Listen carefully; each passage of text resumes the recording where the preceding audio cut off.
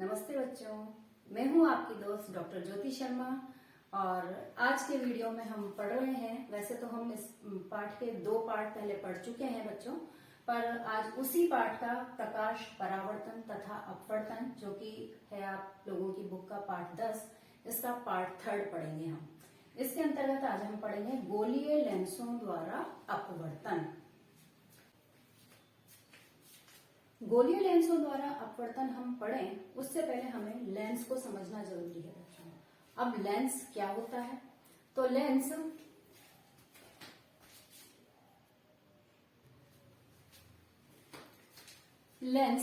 2 पृष्ठों से घिरी हुई कोई भी ऐसी पारदर्शी माध्यम से बना हो जिसके एक या दोनों पृष्ठ गोलीय हों, वो जो वस्तु है वो लेंस कहलाती है। तो पारदर्शी माध्यम का आप मतलब समझते ही हैं, कांच हो सकता है, प्लास्टिक हो सकता है, फाइबर हो सकता है जो कि पारदर्शी हो। तो अगर उसके दोनों पृष्ठ गोलीय हों तो वो लेंस कहलाएगा। अब लेंस कई प्रकार के होते हैं बच्चों, पर मुख्य रूप से जो हम लेंस पढ़ते हैं वो 2 प्रकार के होते हैं, उत्तल और अवतल। उत्तल में दोनों पृष्ठ जो है इसके वो गोलीय होते हैं, देखिए आप दोनों तरफ से उभर रहे हैं। और अवतल लेंस जो होता है उसमें दोनों पृष्ठ अंदर की तरफ धसे हुए होते हैं, यानी ये इस तरह का जो रहता है। तो मेन रूप से हम इन्हीं 2 उत्तल और अवतल के बारे में पढ़ते हैं। और वैसे इसका एक पृष्ठ ऐसा समतल और एक गोलीय भी हो सकता है, एक पृष्ठ ये अवतल जैसा और एक इस तरह का समतल ये भी हो सकता है। तो इस तरह से और भी कई प्रकार के पृष्ठ हो सकते हैं, लेकिन हमें जो अध्ययन करना है वो उत्तल तथा अवतल लेंस है। बच्चों, अब हम आगे पढ़ रहे हैं उत्तल तथा अवतल लेंस में अंतर। पहले है हमारा उत्तल लेंस और बीच में इन दोनों के बीच में मैंने ये आपके लाइन खींच दी है। उत्तल लेंस को देखते हैं, हम साथ साथ इन दोनों के अंतर करते जाते हैं। लास्ट में मैंने इन दोनों के चित्र भी बनाए हैं। देखिए, उत्तल लेंस जो होता है वो दोनों तरफ से उभरा हुआ होता है, इस ढंग से होता है, इस ढंग से। तो देखिए आप, इधर से भी उभरा हुआ है और इधर से भी उभरा हुआ है, तो ये दोनों तरफ से उभरा हुआ होता है। जबकि अवतल लेंस जो होता है वो दोनों तरफ से धसा हुआ होता है। ये देख सकते हैं आप, ये दोनों तरफ से धसा हुआ है। और अगर मैं इस ढंग से बनाऊं तो ये इस तरह से होता है, इधर से भी धसा हुआ और इधर से भी, ये इस ढंग से इधर से भी धसा हुआ। ठीक है बच्चों। सेकंड अंतर जो आता है वो है कि अपवर्तन के बाद किरणों को एक बिंदु पर इकट्ठा करने के कारण अभिसारी लेंस भी कहलाता है। उत्तल लेंस जो होता है वो अपवर्तन के बाद किरणों को इकट्ठा कर देगा, इसलिए ये अभिसारी लेंस भी इसको कहते हैं। जबकि अवतल लेंस जो है वो अपवर्तन के बाद में किरणों को और ज्यादा फैला देता है। फैलाने को अपसारी कहा जाता है, इसलिए इसे अपसारी लेंस भी कहा जाता है। थर्ड पॉइंट ये वाला कई बार शॉर्ट क्वेश्चंस में आपके आ जाता है कि अभिसारी और अपसारी लेंस में अंतर बताइए, या अभिसारी लेंस किसे कहते हैं, या अपसारी लेंस किसे कहा जाता है। तो आप इस वाले पॉइंट से इन तीनों क्वेश्चंस के आंसर दे सकते हैं। थर्ड पॉइंट जो है अंतर, वो ये है कि बीच में से ये मोटा, ये बीच में से मोटा और किनारों से पतला होता है। बीच में से मोटा और किनारों से पतला होता है। ये वाला जो उत्तल लेंस है वो बीच में से पतला, ये बीच में से पतला दिख रहा है, बीच में से पतला व किनारों से मोटा होता है।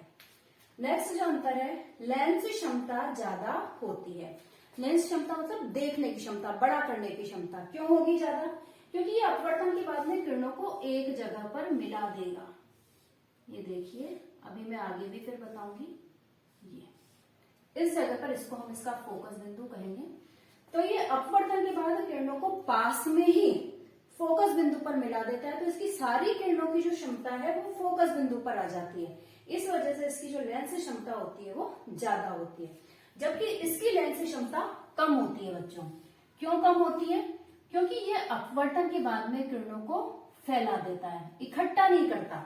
अब फैला देगा तो किरणें दूर तक जाएंगी, और किरणें दूर तक जाएगी तो उसकी लेंस क्षमता जो है वो कम हो जाएगी। नेक्स्ट है कि फोकस जो है वो आगे की ओर होता है। हम रखते हैं वस्तु को यहाँ पर और इसका जो फोकस बन रहा है वो यहाँ पर बन रहा है, आगे की तरफ बन रहा है। जबकि इसके अंदर जो फोकस बनेगा वो पीछे की तरफ बनेगा। भाई यहाँ पर हमने वस्तु को रखा, आगे तो ये फैला रहा है, आगे फैला रहा है तो इन अपवर्तित किरणों को हम पीछे मिलाएंगे तो यहाँ पीछे जिस तरफ हमने वस्तु को रखा है उसी तरफ यहीं पर ही फोकस बनेगा, इसी दिशा में, आगे फोकस इसका नहीं बनेगा। ये फिफ्थ अंतर हो गया हमारा। और सिक्स्थ अंतर है कि इससे जो बनने वाले प्रतिबिंब हैं वो वास्तविक तथा उल्टे प्रतिबिंब बनते हैं। बच्चों आपको पता होगा कि जो वास्तविक प्रतिबिंब बनेंगे वो उल्टे ही बनते हैं और जो आभासी प्रतिबिंब बनेंगे वो सीधे ही बनेंगे। तो ये वाला जो लेंस है अवतल लेंस, ये हमेशा आभासी और सीधे प्रतिबिंब बनाता है, जबकि इससे एक स्थिति को छोड़कर, जो कि हमने दर्पण वाली स्थिति पढ़ी थी कि F और O के बीच में, वो स्थिति यहाँ पर भी आएगी।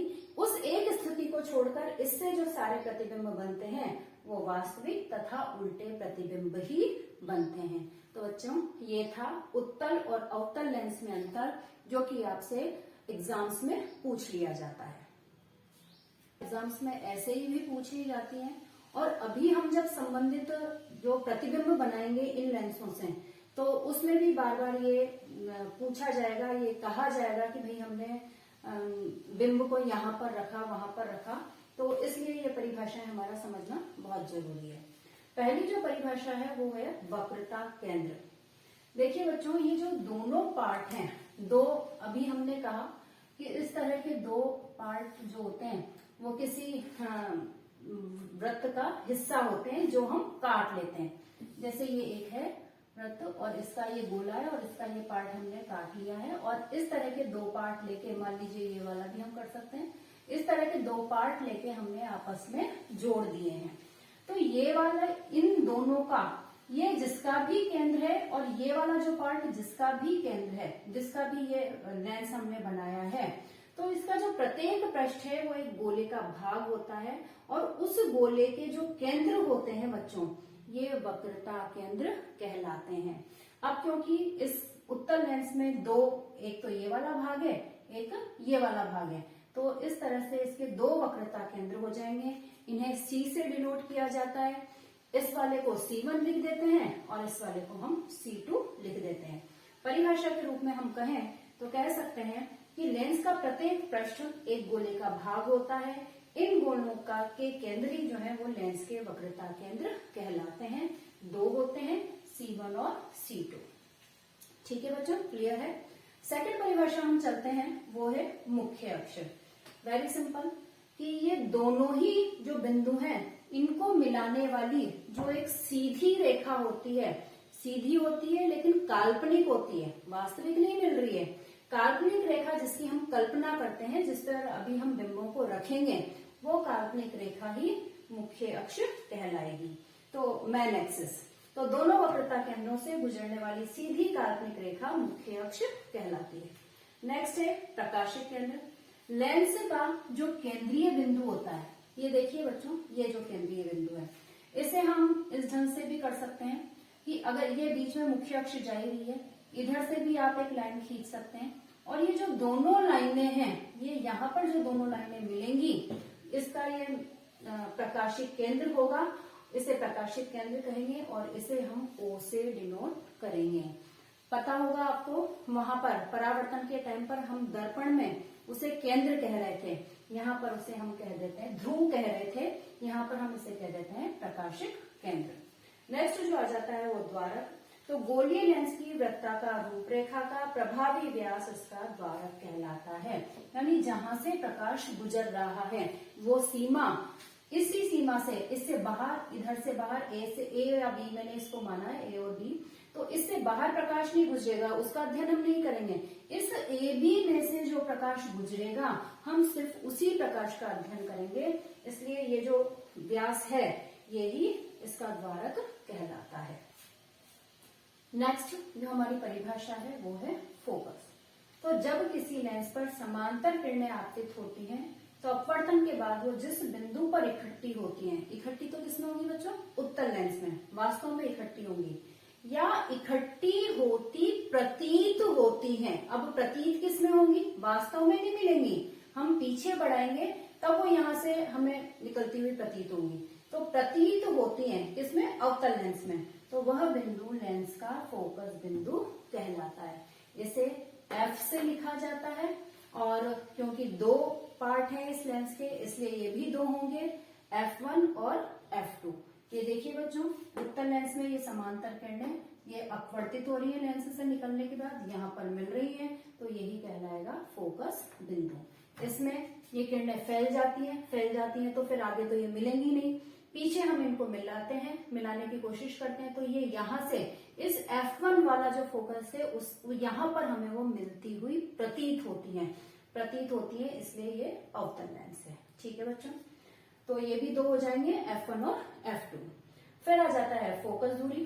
तो मुख्य फोकस की प्रकाशिक केंद्र से दूरी, यहां से अपन दूरी नापेंगे इसकी प्रकाशिक केंद्र से, तो मुख्य फोकस की इस प्रकाशिक केंद्र से जो दूरी होगी वो F फोकस दूरी कहलाएगी, और इसे स्मॉल f से डिनोट किया जाता है।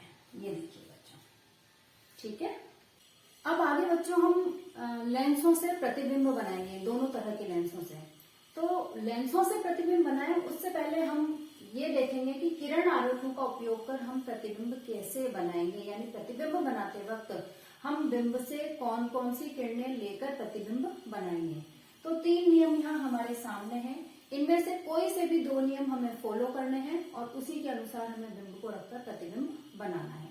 पहला नियम है कि मुख्य अक्ष के समांतर आने वाली प्रकाश किरण अपवर्तन के बाद में मुख्य फोकस से गुजरेगी या गुजरती हुई प्रतीत होगी।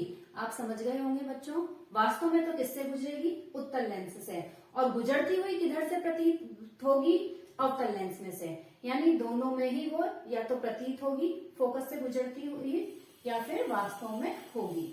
तो पहला नियम हो गया हमारा कि मुख्य अक्ष के समांतर आने वाली प्रकाश किरण अपवर्तन के बाद फोकस से गुजरेगी या गुजरती हुई प्रतीत होगी। सेकंड जो नियम है वो है हमारा कि मुख्य फोकस से गुजरने वाली प्रकाश किरण अपवर्तन के बाद मुख्य अक्ष के समानांतर हो जाएगी। ये देखिए, ये समानांतर हो गई है, और इस अवतल लेंस में भी आप ये देख सकते हैं, ये मुख्य फोकस से, क्योंकि इसका फोकस बिंदु आगे है तो हम यहीं से इसको आगे बढ़ाएंगे। तो ये मुख्य फोकस से जो ये किरण आ रही है वो अपवर्तन के बाद लेंस से निकलने के बाद वो अपवर्तित हो जाती है, तो लेंस से निकलने के बाद में ये अपवर्तित हो गई है। तीसरा नियम जो है, ये प्रकाशिक केंद्र जो था हमारा, इससे गुजरने वाली जो प्रकाश किरण होगी वो अपवर्तन के बाद सीधे ही चली जाएगी, उसमें कोई विचलन नहीं होगा, चाहे वो उत्तल लेंस हो चाहे वो अवतल लेंस हो। दोनों में से जो प्रकाश केंद्र से, ये जो बीच वाला जो केंद्र है, इनमें से जो निकलने वाली टेढ़ी किरण आएगी वो सीधे ही बिना विचलित हुए चली जाएगी। तो ये तीनों नियमों के अनुसार कोई भी 2 नियम लेकर हम आगे अवतल लेंस से प्रतिबिंब, दोनों ही तरह के लेंसेज से प्रतिबिंब बना सकते हैं। आइए आगे चलते हैं बच्चों। तो अब आगे है, हम जो पढ़ रहे हैं वो है उत्तल लेंस द्वारा प्रतिबिंब निर्माण। वही जो अभी हमने 3 रेखाएं पढ़ी, उनमें से कोई भी 2 रेखाएं आप चुन सकते हैं और उनसे अपना प्रतिबिंब निर्माण कर सकते हैं। पहली वही 6 स्थितियां हैं हमारे दर्पण की तरह से ही, अनंत पर, वक्रता केंद्र से परे, वक्रता केंद्र पर, और ये हो जाएगी F1 व 2F1, F1 व 2F1 के बीच। यहाँ पर बच्चों ये याद रखिए कि क्योंकि 2 वक्रता केंद्र होते हैं और 2 फोकस बिंदु होते हैं, इसलिए हम फोकस बिंदु को इधर F1 और इधर वाले को F2 लिख सकते हैं, और इसी तरह से वक्रता केंद्र को हम लिख रहे थे C1 और C2। इस C1 और C2 को, क्योंकि जो फोकस दूरी के डबल होता है वक्रता केंद्र, इसलिए हम इसको 2F2 यानी F से डबल हो गया ये। C1 C2 तो लिख ही रहे हैं, लेकिन इनको साथ में हम इधर वाले को 2F2 लिख दिया, क्योंकि यहाँ F2 लिख रहा था, इधर वाले को यहाँ F1 था तो 2F1 डबल दूरी हो गई, तो 2F1 भी हम इसको लिख सकते हैं। इसी तरह से जब हम यहाँ पर लिखेंगे तो C1 C2 न लिख करके या उसके साथ में हम 2F2 या 2F1 लिखकर भी हम डिनोट कर सकते हैं। तो पहली जो स्थिति है वो है अनंत पर। जैसा कि आपको पता है, अनंत पर जो वस्तु होती है उससे आने वाली प्रकाश किरणों को हम समांतर ही मानते हैं, तो उसी के अनुसार हमने समांतर किरणें लिए, 2 किरणें हमें लेनी है, दोनों किरणें समांतर आ जाएंगी। ये दोनों किरणें परावर्तन के बाद ये देखिए इस फोकस बिंदु से गुजर रही हैं, क्योंकि उत्तल लेंस है इसलिए वास्तव में गुजरेंगी। ये यहाँ पर जो गुजरेंगी तो जो प्रतिबिंब होगा वो बिल्कुल छोटा बिंदु नुमा बनेगा। तो प्रतिबिंब जब हम वस्तु को अनंत पर रखते हैं तो प्रतिबिंब छोटा बनता है। F2 पर, यहाँ पर आप कह सकते हैं फोकस बिंदु पर बनता है और उल्टा तथा वास्तविक बनता है। बच्चों जब भी आपसे एग्जाम्स में पूछा जाता है तो हमें ये 3 बातें लिखनी आवश्यक होती है। चित्र तो हम बना ही देंगे लेकिन साथ में हमें ये भी लिखना होता है कि प्रतिबिंब छोटा बन रहा है या बड़ा बन रहा है, वास्तविक बन रहा है या आभासी बन रहा है, उल्टा बन रहा है या सीधा बन रहा है और किस स्थिति पर बन रहा है। ये तीनों चारों बातें हम लिखेंगे तभी हमारा आंसर पूरा होता है। तो आप पूरा लिखिए कि जो प्रतिबिंब है इस स्थिति पर अनंत पर वस्तु को रखने पर प्रतिबिंब छोटा F2 पर उल्टा तथा वास्तविक प्राप्त होगा। सेकंड जो स्थिति है वो है वक्रता केंद्र से परे। ये देखिए बच्चों, ये F1, ये C1 यानी वक्रता केंद्र हो गया, जिसको मैंने और करके 2F1 भी लिख दिया है। और वक्रता केंद्र से परे हम इस वस्तु को रख रहे हैं यहाँ पर। ये देखिए ये वस्तु दिख रही है, वही 2 किरणें मैंने यहाँ तो सारी समांतर किरणें लेनी ही थी, हमें अनंत से वस्तु रखी हुई है। अब यहाँ से इसी सेकंड वाली प्रतिबिंब बनाने से हम वही हमारी 2 किरणें ले लेते हैं।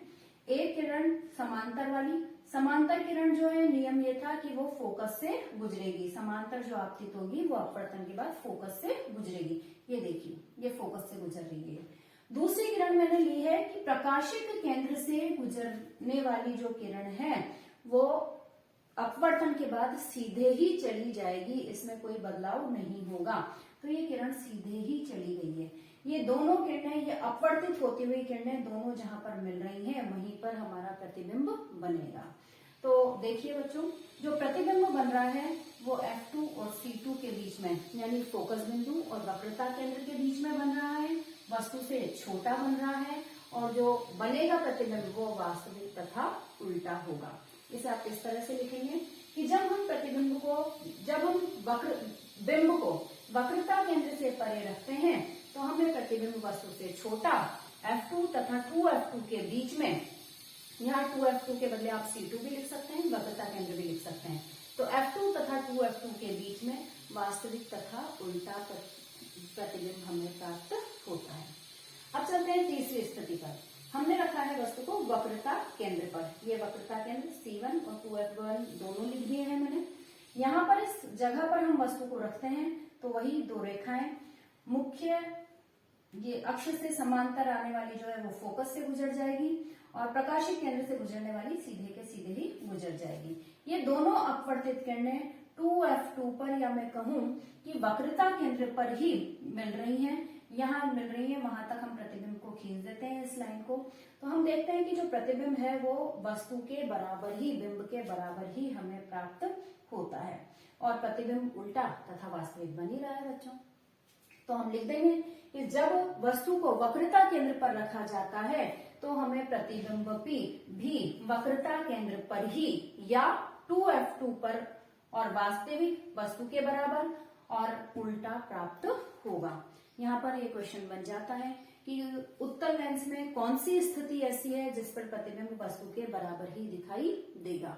तो वक्रता केंद्र वो स्थिति है जिस पर हमें प्रतिबिंब वास्तविक तथा उल्टा और वस्तु के बराबर ही दिखाई दे रहा है। फोर्थ स्थिति पर आते हैं बच्चों, जो है F1 व 2F1 के बीच में। ये F1 व 2F1 के बीच में हम वस्तु को पास लाते जा रहे हैं। तो प्रतिबिंब देखिए धीरे धीरे धीरे करके फोकस पर था, बहुत छोटा था, अब प्रतिबिंब दूर सरकता जा रहा है और बड़ा बड़ा और बड़ा होता जा रहा है। तो ये 2F1 और F1 के बीच हमने वस्तु को रखा है, वही 2 किरणें हमने ली। ये समांतर आने वाली किरण फोकस से गुजरेगी, आगे निकाल दी हमने इस किरण को। प्रकाशिक केंद्र से गुजरने वाली किरण सीधे ही निर्गत हो जाएगी, ये सीधे निर्गत हो गई है। ये दोनों किरणें देखिए आप 2F2 के भी परे, 2F2 से भी दूर जाकर मिल रही हैं। प्रतिबिंब वास्तविक तथा उल्टा बन रहा है और वस्तु से बहुत बड़ा बन रहा है। तो जब हम वस्तु को F1 व 2F1 के बीच रखते हैं तो प्रतिबिंब वस्तु से बड़ा, 2F2 से परे वास्तविक तथा उल्टा प्राप्त होता है। फिफ्थ स्थिति लेते हैं बच्चों, जो है कि F1 पर वस्तु को हम पास सरकाते जा रहे हैं। अब हमने रख लिया है वस्तु को F1 पर, फोकस पर। वही दो किरणें, समांतर जो किरण आपतित होगी वो अपवर्तन के बाद फोकस से गुजरेगी, और दूसरी किरण हमने वही प्रकाशीय केंद्र से गुजरते हुए। अब हम यहाँ पर ये देख रहे हैं कि ये किरणें धीरे धीरे करके आगे पास आती जा रही हैं। पास आएंगी तो ये बहुत दूर पर जाकर आपस में मिल जाएंगी। तो हमारा जो प्रतिबिंब बनेगा वो अनंत पर बनेगा, यानी पास सरकाया हमने तो बहुत दूर जाके प्रतिबिंब बन रहा है, तो प्रतिबिंब अनंत पर बनेगा, बहुत बड़ा बनेगा और वास्तविक तथा उल्टा बनेगा। बच्चों यहाँ पर वास्तविक क्यों लिखा है? क्योंकि किरणें पास आती जा रही हैं तो ये एक बिंदु पर जाकर मिलेंगी, इसलिए प्रतिबिंब जो है वो वास्तविक बनेगा। लास्ट स्थिति जो है हमारी वो है प्रकाशीय केंद्र व F के बीच, यानी बहुत ही पास, F से भी पास हमने वस्तु को सरका दिया है। ये देखिए वही दो किरणें, शुरू से लास्ट तक हम दो ही किरणों को लेकर चले हैं। समांतर जो किरण है वो फोकस से गुजरेगी, और ये जो प्रकाशीय केंद्र की ओर आने वाली किरण है वो वैसे के वैसे ही निर्गत हो जाएगी। इन दोनों किरणों को ध्यान से देखिए बच्चों, ये अपवर्तित किरणें हमें दूर जाती हुई नजर आ रही है, दूर। यहाँ पर देखिए ये दोनों किरणें दूर जाती हुई नजर आ रही है, तो ये आगे भी हमें इन किरणों के मिलने की संभावना नहीं नजर आती। नहीं नजर आती तो हम इन किरणों को पीछे मिलाएंगे, पीछे मिलाएंगे तो ये बहुत दूर जाकर यहाँ पर मिल जाएंगी। किस ओर मिल रही है? प्रतीत होंगी, वास्तव में नहीं मिलेंगी। हम बढ़ा रहे हैं तो वो प्रतीत ही होंगी, वास्तव में नहीं मिल रही है। ये किरणें कहाँ पर मिलती हुई प्रतीत होंगी? उसी तरफ जिधर वस्तु रखी हुई है, यानी कि हमारा जो प्रतिबिंब बनेगा वो बिंब की ओर ही, ये देखिए बिंब यहाँ पे रखा हुआ है, प्रतिबिंब यहाँ पर बन रहा है, तो बिंब की ओर ही ये प्रतिबिंब बनेगा, बहुत बड़ा बनेगा, आभासी तथा सीधा बनेगा। आभासी प्रतिबिंब बच्चों हमेशा सीधे ही बनते हैं, तो इसलिए जो प्रतिबिंब होगा ये एक क्वेश्चन अबसध वाला या खाली स्थान वाला यहाँ पर बन जाता है कि कौन सी उत्तल लेंस की कौन सी वाली स्थिति में आपको प्रतिबिंब आभासी और सीधा प्राप्त होगा। तो बच्चों वो स्थिति है प्रकाश केंद्र व F के बीच में, फोकस बिंदु के बीच में हमें जो प्रतिबिंब मिलेगा वो बहुत बड़ा बिंब की ओर और आभासी तथा सीधा मिलेगा। बच्चों अब हमारा जो नेक्स्ट टॉपिक है वो है अवतल लेंस द्वारा प्रतिबिंब निर्माण। अवतल लेंस द्वारा बच्चों हम दो ही प्रतिबिंब निर्माण पढ़ते हैं। क्यों? क्योंकि एक तो अनंत पर, जिससे कि किरणें बिल्कुल समांतर आएंगी, और दूसरा कि हम वस्तु को अनंत के बाद में कहीं पर भी रखें, O के बीच में यानी प्रकाशित केंद्र और उस मुख्य अक्ष के बीच कहीं पर भी हम रखें, जो प्रतिबिंब है वो हमेशा हमें फोकस F1 और प्रकाशित O के बीच, केंद्र O के बीच में मिलेगा, छोटा, आभासी तथा सीधा मिलेगा। इसलिए हम इसकी दो ही स्थितियां पढ़ते हैं कि कहीं पर भी रख लें तब भी हमें प्रतिबिंब ऐसा ही प्राप्त होगा। फर्स्ट स्थिति पढ़ते हैं जब वस्तु अनंत पर है। अनंत पर है तो दो किरणें समांतर आ रही हैं, अपवर्तन के बाद में वो फैल जाती हैं, अपसारित हो जाती हैं, आगे तो वो मिलेंगी नहीं। आगे नहीं मिलेंगी तो हम इनको पीछे बढ़ाने का प्रयास करते हैं। डॉटेड लाइन से मैं इनको मिला रही हूँ। ये डॉटेड लाइन से जब मिलाती हूँ तो मैं देखती हूँ कि ये F1 पर दोनों जो किरणें हैं बढ़ाने पर वो मिलती हुई प्रतीत होती हैं। तो जहां पर ये मिलती हुई प्रतीत होंगी वहीं पर ही हमें प्रतिबिंब प्राप्त होगा। तो जब हम वस्तु को अनंत पर रखते हैं तो हमें प्रतिबिंब F पर यानी फोकस पर बहुत छोटा, बिल्कुल बिंदु साइज का, आभासी तथा सीधा प्राप्त होता है। सेकंड स्थिति पर चलते हैं जो कि अनंत तथा प्रकाशित केंद्र के बीच है। कहीं पर भी हम वस्तु को यहाँ से, प्रकाशित केंद्र से और यहाँ तक हम पूरे वस्तु को कहीं पर भी रख सकते हैं। कहीं पर भी रखेंगे, आप देखिए ये जो समांतर रेखा है वो अपवर्तन के बाद इधर चली जाएगी, और ये जो प्रकाशित केंद्र से जो गुजरने वाली रेखा है वो सीधे के सीधे चली जाएगी। इस किरण को जब हम पीछे मिलाते हैं तो इस वाली स्थिति पर वो कहीं पर भी मिल सकती है, तो ये यहाँ पर मिल रही है, देख लीजिए आप। तो जो हमें प्रतिबिंब प्राप्त होगा वो फोकस F1 तथा प्रकाशित केंद्र O के बीच में छोटा, आभासी तथा सीधा प्राप्त होगा। नेक्स्ट टॉपिक पर आते हैं बच्चों, जो है गोलीय लेंसों द्वारा चिन्ह परिपाटी। ये आपके आंकिक प्रश्नों में काम आता है कि किस बिंब और प्रतिबिंब किस तरफ रखे हुए हैं और कितने ऊपर बन रहा है या नीचे बन रहा है, तो उसमें आपको ये चिन्ह परिपाटी काम में आएगी। चिन्ह परिपाटी कोई नई नहीं है, वही परावर्तन में जो अपन ने पढ़ी थी वही है। एक बार मैं रिपीट कर देती हूँ। ये प्रकाशित केंद्र है, ये आप ध्यान रखिए कि वहां पर, यहाँ पर जो दूरियां मापी जाती हैं वो इस लेंस के प्रकाशित केंद्र से मापी जाएंगी। लेंस के दाहिनी तरफ अगर हम नाप रहे हैं एक्स एक्सिस पर, तो इधर वाली जो दूरियां होंगी वो पॉजिटिव, इनको हम धनात्मक लेंगे, और प्रकाशिक केंद्र के बाईं ओर की जो दूरियां हम नापेंगे वो हम नेगेटिव यानी कि ऋणात्मक लेंगे। तो देखिए आप, बिंब को हमेशा मुख्य अक्ष पर बाईं तरफ लिखा जाता है, इसलिए बिंब हमेशा ऋणात्मक ही लिया जाएगा। ठीक है बच्चों। इसी तरह से जब हम प्रतिबिंब की ऊंचाई को नापेंगे, ऊपर या नीचे, सीधा बन रहा है तो ऊपर बनेगा और उल्टा बन रहा है तो नीचे बनेगा। तो ऊपर जब हम नापेंगे तो उसको पॉजिटिव में लेंगे, धनात्मक लेंगे, और प्रतिबिंब की ऊंचाई को जब हम नीचे की तरफ मापेंगे, उल्टा बनेगा तो नीचे की तरफ ही नापना पड़ेगा, तो नीचे जब नापेंगे तब हम इसको ऋणात्मक लेंगे। एक बात ध्यान रखिए बच्चों, उत्तल लेंस की जो दूरी होती है वो धनात्मक होती है, और अवतल लेंस की जो फोकस दूरी होगी वो ऋणात्मक होगी। फोकस दूरी यहाँ पर मैं लिखना भूल गई हूँ, क्यों? क्योंकि उत्तल लेंस में तो आगे की तरफ किरणें काटेंगी और मुख्य फोकस पर मिलेंगी, तो ये आगे जा रहा है, तो ये पॉजिटिव, तो उसकी फोकस दूरी धनात्मक हो जाएगी, ये देखिए। और इसी तरह से अवतल लेंस में वो आगे अपसारित हो जाएंगी, तो आगे तो मिलेंगी नहीं, पीछे बढ़ाने पर मिलेंगी, तो इधर की तरफ मिलेंगी, मिलती हुई प्रतीत होंगी, मिलेंगी तो नहीं, मिलती हुई प्रतीत होंगी, तो अवतल लेंस की जो फोकस दूरी होगी वो ऋणात्मक हो जाएगी। ठीक है बच्चों, आगे चलते हैं। आगे है हमारा टॉपिक लेंस सूत्र, पहले भी पढ़ चुके हैं। 1/f बराबर, पहले बच्चों ध्यान दीजिएगा, पहले हमने पढ़ा था 1/v प्लस 1/u, वहां पर प्लस था बच्चों, यहाँ पर माइनस है। इस बात को आपको विशेष ध्यान रखना है कि जब हम दर्पण की बात कर रहे हैं, जो लेंस सूत्र है वो यही का यही रहता है, लेंस सूत्र बदलता नहीं है, इसमें सिर्फ एक साइन का चेंज आ जाता है। वहां पर दर्पण में हम यहाँ पर प्लस लगाते हैं, तो यहाँ पर अपन 1/, इस v की जगह u भी लिख सकते हैं, u की जगह v भी लिख सकते हैं, कोई चेंज नहीं आएगा इसमें। लेकिन अगर आपने यहाँ पर माइनस लगा हुआ है, अगर आपने v और u को एक्सचेंज कर दिया, स्थितियों को एक्सचेंज कर दिया, तो आपका आंसर गलत हो जाएगा। इसलिए यहाँ पर 1/f जो है वो 1/v ही पहले लिखेंगे, माइनस 1/u को बाद में लिखा जाएगा, और यहाँ पर याद करके माइनस ही लिखिएगा। यहाँ पर आप जानते हैं v जो है वो प्रतिबिंब की दूरी है, u बिंब की दूरी है, और f फोकस दूरी है। नेक्स्ट है आवर्धन। आवर्धन का मतलब आपको पता है, कोई भी वस्तु का जो प्रतिबिंब है वो कितना बड़ा या कितना छोटा दिखाई दे रहा है, बिंब से कितना बड़ा या छोटा दिखाई दे रहा है, वही आवर्धन कहलाता है। आवर्धन m मैग्निफिकेशन को हम लिखते हैं प्रतिबिंब की ऊंचाई अपॉन बिंब की ऊंचाई। प्रतिबिंब की ऊंचाई को अपन एच डैश से शो कर देंगे, बिंब की ऊंचाई को h से शो कर देंगे। अब एच डैश बाय एच हो गया। अगर इसी को ही हम बिंब और प्रतिबिंब के रूप में लिखना चाहें तो इसे एच डैश को v से, क्योंकि ये प्रतिबिंब का है, और बिंब को हम u से, यानी एच डैश अपॉन एच बराबर v अपॉन u भी हो सकता है।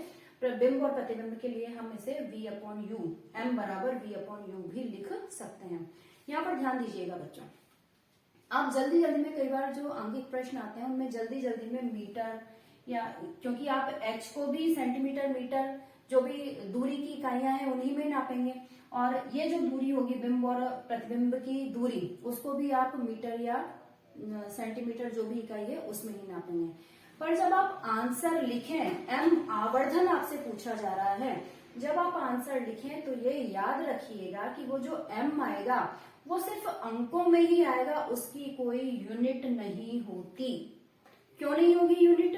कि मीटर है, मान लीजिए मीटर है, तो ये प्रतिबिंब की ऊंचाई भी मीटर में और बिंब की ऊंचाई भी मीटर में, दोनों कट गए तो यूनिट्स भी तो कट गई। तो इस जो आवर्धन आएगा उसकी कोई यूनिट नहीं होती है बच्चों, ये आप याद रखिएगा। बच्चों अब आ जाते हैं हम इस हमारे लेसन के लास्ट टॉपिक पर, लेंस की क्षमता। किसी लेंस द्वारा प्रकाश किरणों को इकट्ठा करने या फैलाने की मात्रा, कितनी मात्रा में, कितनी ज्यादा मात्रा में वो फैला सकता है या इकट्ठा कर सकता है। तो इकट्ठा करने या फैलाने की मात्रा लेंस की क्षमता कहलाती है। इसे P द्वारा निरूपित किया जाता है और इसका मात्रक होता है डायोप्टर। डायोप्टर में इसको लिखते हैं बच्चों, P बराबर 1/f, यानी कि जो क्षमता होती है वो फोकस दूरी की उल्टी होती है।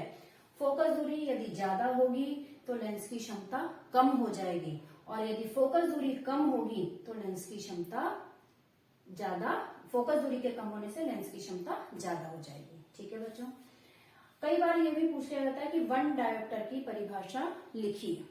तो वन डायोप्टर उस लेंस की क्षमता है जिसकी फोकस दूरी 1 मीटर हो। अगर यहाँ पर 1/f में हम इस f को फोकस दूरी को 1 मीटर कर दें तो उस लेंस की जो क्षमता आ जाएगी वो वन डायोप्टर आ जाएगी। उत्तल लेंस की क्षमता जो होती है बच्चों वो धनात्मक होती है फोकस दूरी के कारण, क्योंकि उसकी फोकस दूरी आगे होगी तो वो धनात्मक होगा।